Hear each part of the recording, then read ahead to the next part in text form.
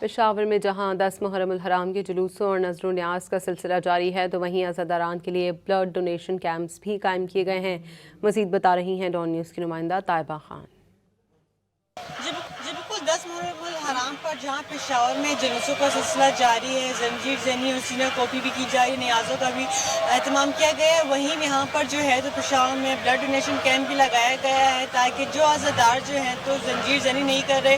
اور وہ اگر اپنا خون کا عطیہ کرنا چاہیں تو وہ اپنا خون کا عطیہ کریں تاکہ جو اس سے جو ہے تو اور لوگ بھی مستفید ہو سکے۔ اس وقت ہمارے یہاں پہ ایک عزادار بھی موجود ہے، ان سے بات کریں گے۔ سر یہ بتائیے کہ کیا وجہ ہے کہ یہاں پہ جو ہے تو بلڈ ڈونیٹ کریں آپ؟